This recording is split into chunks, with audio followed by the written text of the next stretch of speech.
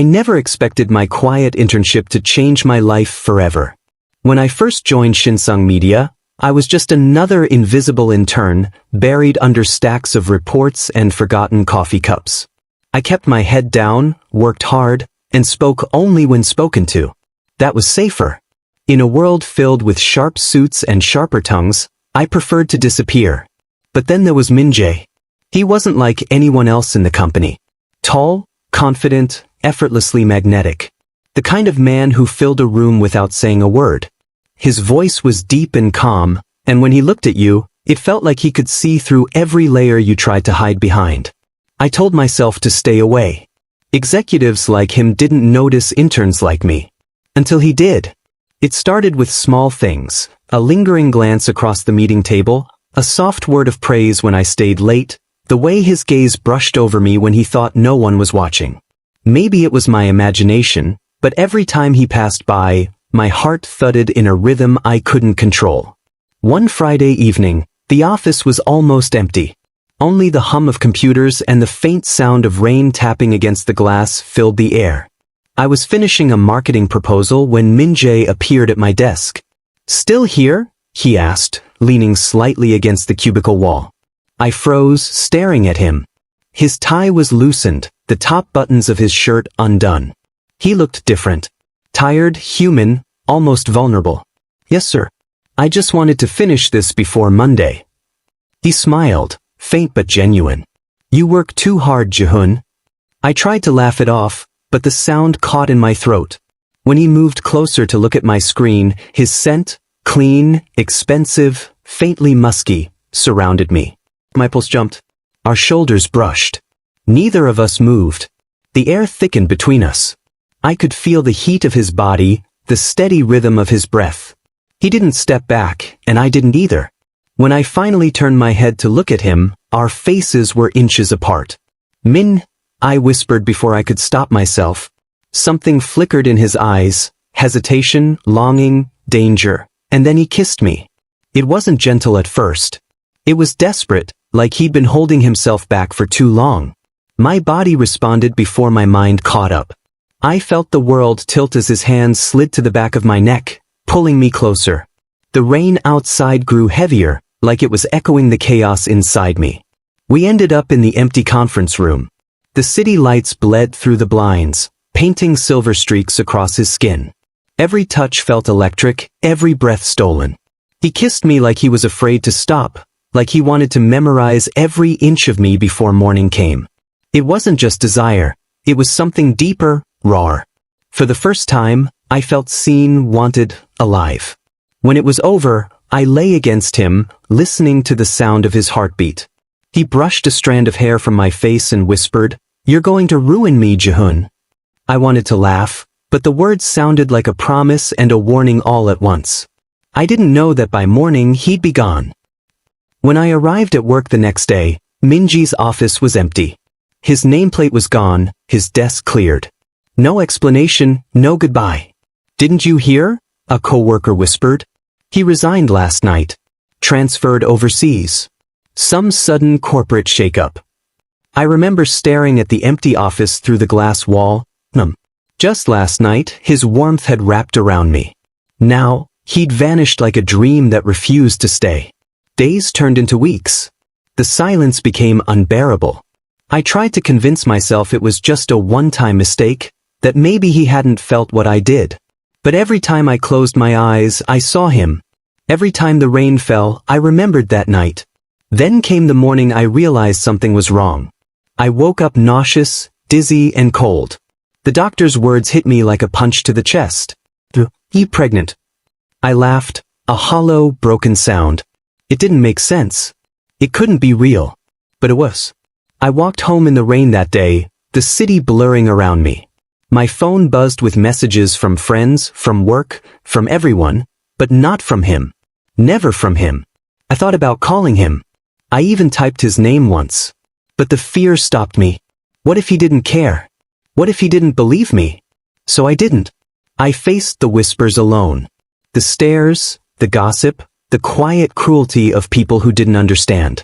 My parents disowned me for a while, my friends drifted away. I lost my job soon after, too exhausted to keep pretending I was fine. Some nights, I cried until my throat burned.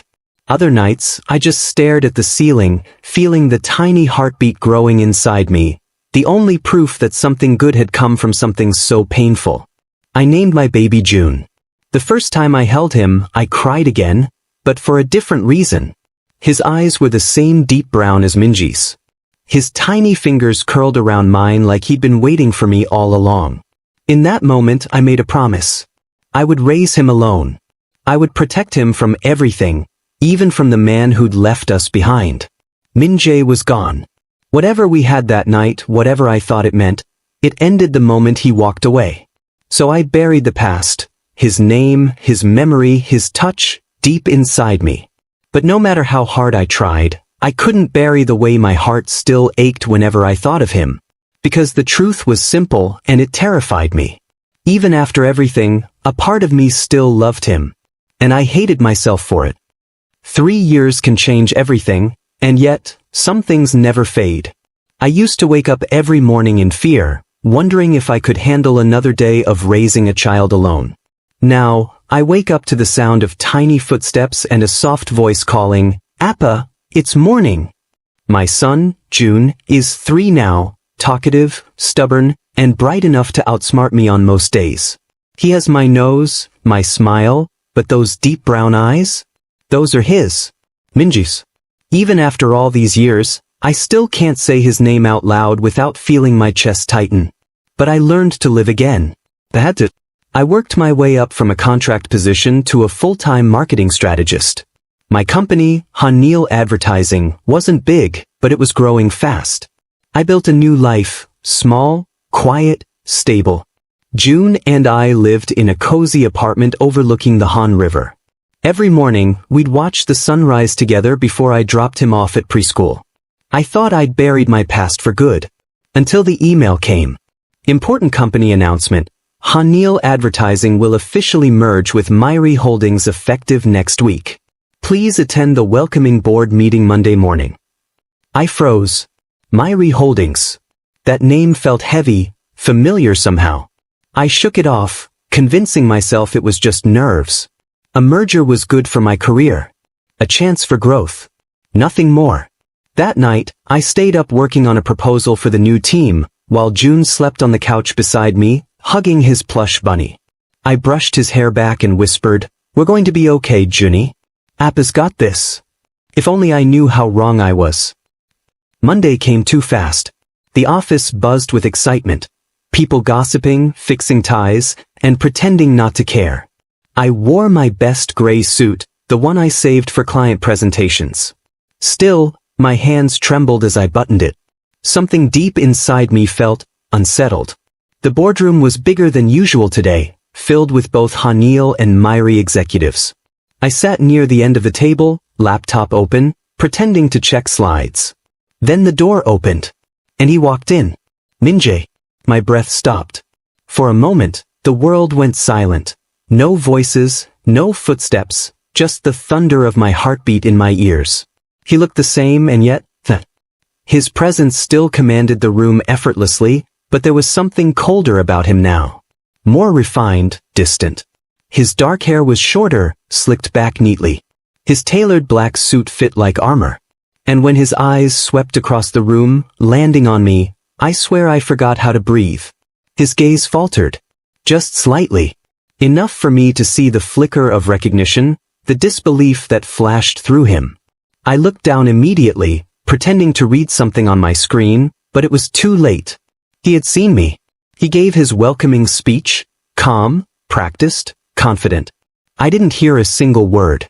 All I could think about was the way his voice used to sound when he whispered my name.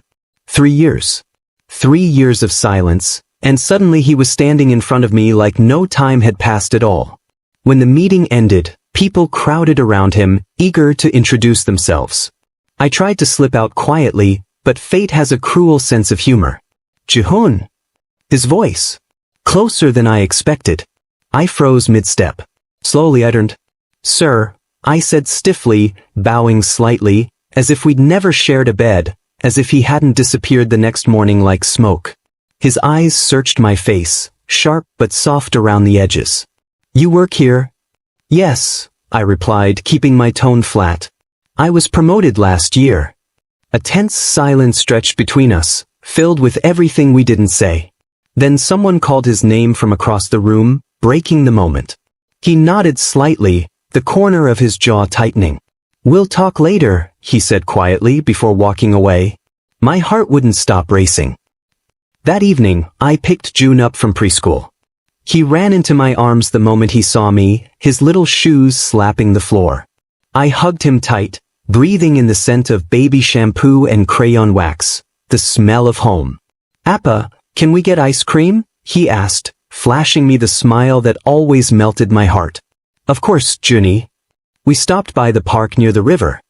He ran ahead with his cone, laughing as the wind tousled his hair. I sat on a bench, watching him play, trying to quiet the storm inside me. But then a familiar voice spoke behind me. Jihoon. I turned, ice creeping through my veins. Min-jae stood there, still in his suit, his tie loosened, his eyes locked on me, or rather, on the small boy beside me. June turned curiously. Appa, who's that man? Min-jae's expression shifted instantly. I saw it. The shock, the dawning realization as he looked between me and my son. His gaze lingered on June's face, on those same deep brown eyes that mirrored his own. For a moment, no one spoke. The air was heavy, electric. Jihoon. His voice was low, almost broken. That's? I cut him off quickly. He's my son. He took a slow step closer. The son. I could see his hands trembling slightly, even as he tried to hide it. My chest ached, but I forced myself to stand tall. Just mine. June tugged my sleeve, sensing the tension. Appa, let's go home. I nodded, clutching his small hand. Good night, sir, I said formally, the words are tasting bitter on my tongue.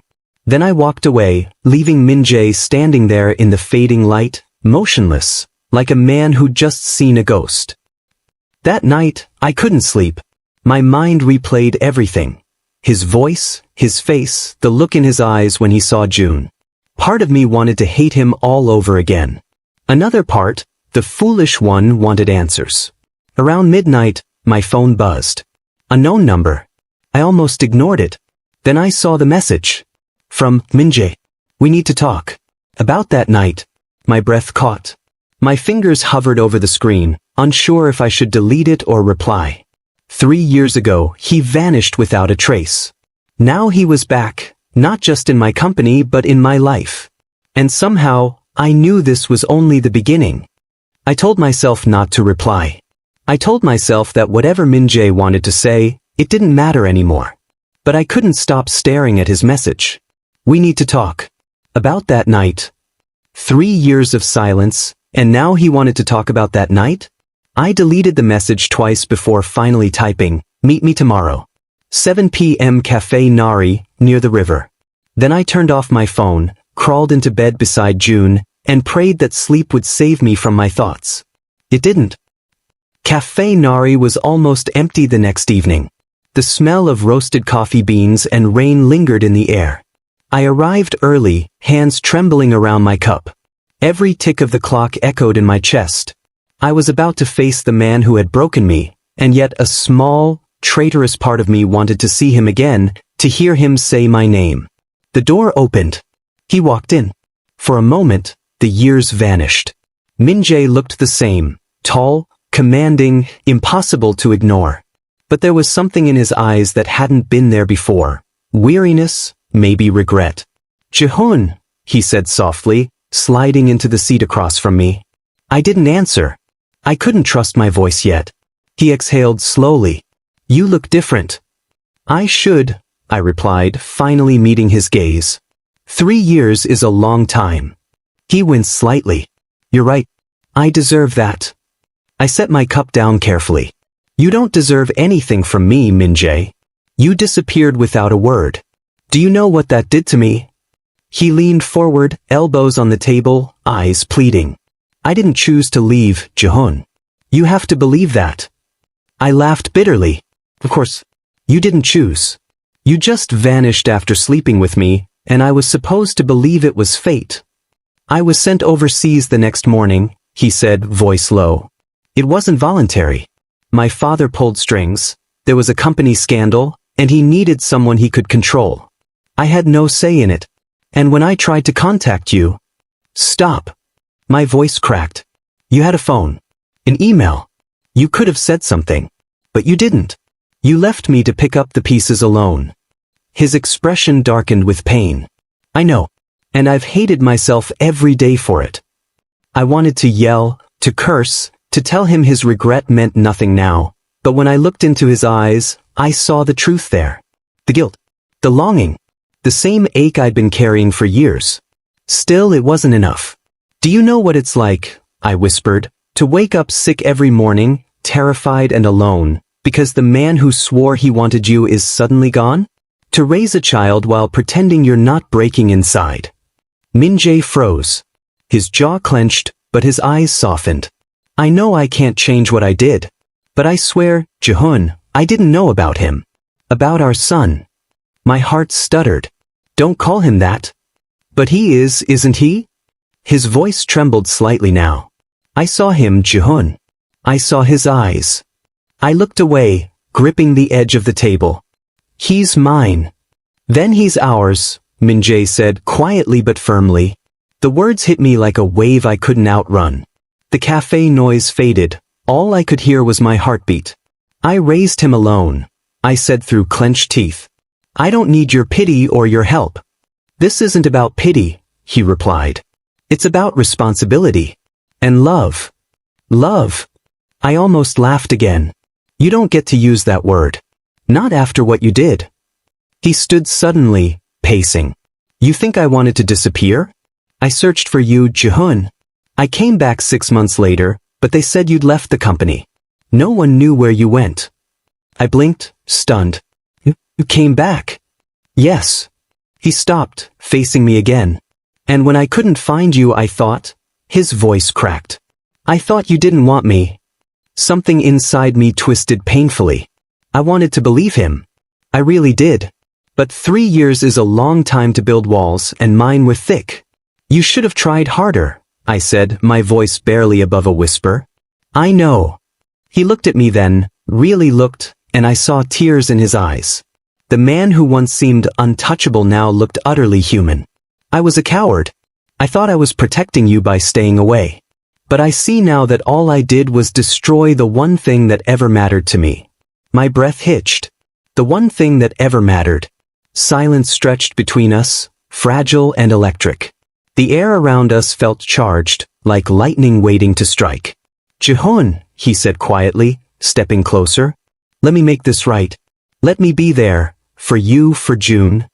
I shook my head, backing up a little. You don't get to walk back into our lives and fix everything overnight. I'm not asking for that. I want to start somewhere. His voice was raw now. Please. For a long time, neither of us spoke. The cafe lights flickered against his face, highlighting the lines of exhaustion and sincerity. I wanted to hate him. But standing there, looking at him, I felt the same pull I'd tried so hard to forget, that magnetic gravity that drew me to him even when I knew it would hurt. Minnie, I said softly, you broke me once. I can't survive that again. He took a slow step forward. Then I'll spend the rest of my life proving I won't. His hand brushed mine, hesitant, trembling, but warm. The contact sent a shock through me. Memories flooded back. The rain, the heat, the way he whispered my name like it meant everything. For a moment, I didn't move. Then I pulled my hand away. I have to go, I whispered. Ji-hoon. I didn't let him finish. I turned and walked out into the rain, the same way I had 3 years ago. But this time, he didn't let me disappear. Before I reached the end of the street, my phone buzzed. From Min-jae. You can hate me all you want. But I'm not leaving again. Not until you hear the truth. I stared at the message, raindrops blurring the screen. For the first time in years, my heart didn't know whether to break or hope. The weeks after that cafe meeting were a storm I couldn't escape. Min-jae was everywhere and nowhere at once. Emails, messages, even leaving small notes at my desk. Carefully professional, carefully personal. I wanted to scream at him, to tell him to leave me alone, to stop dragging the past into the life I'd built for June and myself. But I couldn't. Not completely. The day he requested a private meeting at my apartment, my chest twisted with dread and reluctant anticipation. I glanced at June as he played with his toys in the living room. "Appa, who's coming?" I forced a smile. "A friend, Junie. Just a friend." He tilted his head. "He's a good friend?" I nodded quickly, ruffling his hair. "Yes, he's a good friend." Min-jae arrived in the late afternoon, the sunlight slanting through the curtains and catching his sharp features. He looked exhausted, but there was a fire in his eyes, the same fire that had once made me forget how to breathe. "I wanted to tell you everything," he began, voice steady but low. "About why I left, why I disappeared." I let him speak, gripping the arm of the sofa so tightly my knuckles ached. "3 years ago," he said slowly, "my father uncovered a scandal within Myri Holdings. He blamed me for things I didn't do. But he had power, and he forced me to leave Hanil. He made it impossible for me to contact anyone. He monitored my calls, my emails. I wanted to come back. I really did. But every attempt I made was blocked. I thought you hated me. That you'd moved on." I closed my eyes. The words confirmed what I had suspected but never fully believed. It hurt, yes, but there was relief too. He hadn't abandoned me by choice. "And June," he continued, voice breaking. "When I saw him, I realized I had a son. My son. And I've spent every day since wondering if I could ever deserve to be in his life. In yours."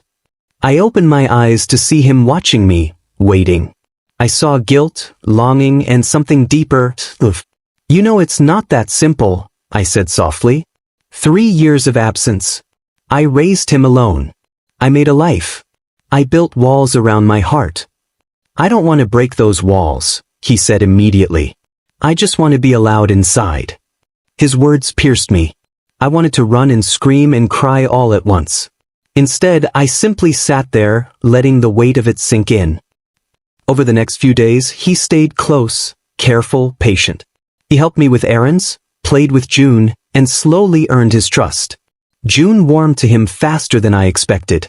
He laughed at Minji's jokes, called him uncle at first, then Appa, with a hesitant hope in his voice. The moment that broke me entirely came one evening at the park. June ran ahead to the swings, then turned, looking back at us. Min-jae caught his eyes and crouched down, opening his arms. June ran into him, and for a second, everything was perfect. The three of us together, a family that should have existed years ago. I couldn't look away. I wanted to yell at him, but my heart wouldn't let me. Seeing him with my son, I realized how deep my own feelings still ran. Then, just as I began to allow myself to hope, trouble arrived. A scandal erupted at Myri Holdings. Someone leaked information about Minji's disappearance 3 years ago, spinning it as corporate negligence. The media caught wind. Gossip columns speculated wildly. People were starting to question me, June, and our connection. I panicked. I wanted to disappear with June, to protect him from the scrutiny, from the judgment. But Min-jae wouldn't let me. He held my hands, eyes firm, unyielding. "We face it together," he said. "I've made mistakes, but I won't let anyone take my son away. And I won't let you face this alone." I saw the truth in him, the sincerity and courage I had once fallen in love with. And for the first time in years, I stopped running. The day we went public with our story was terrifying. Cameras, questions, whispers, but we faced it together. Min-jae never let go of my hand, never let go of June's. He spoke honestly about the circumstances of his disappearance, about the mistakes and the truths, about the love that had never faded. People listened. Some judged. Some sympathized. But the most important person in the world smiled at me from the swings of the park later that afternoon. June. His little hand in Minji's, his laughter ringing in the air. I realized then that love was more than desire or hurt. Love was courage. Love was patience. Love was showing up, again and again, even when it scared you. That night, I finally let myself be honest with him. We were alone in the apartment. June asleep upstairs. Min-jae, I whispered. I was so angry. I wanted to hate you. But, seeing you with him, with June, I realized I never stopped loving you. He cupped my face gently. Jihoon, I never stopped either. And I never will. I'll spend the rest of my life proving it to you, to both of you. Tears spilled down my cheeks, but this time they weren't only for heartbreak. They were for relief, for forgiveness, for hope. We held each other, letting the past fade into the night. And for the first time in years, I felt whole. The next morning, June ran into our arms, laughing. Appa, Appa, look what I made. He held up a drawing, a family of 3, smiling under the sun. I looked at Min-jae and he looked at me and we both smiled, the weight of the past finally lifting. 3 years of pain, of absence, of longing, it had led us here. The second chance. A family reunited. And love reborn.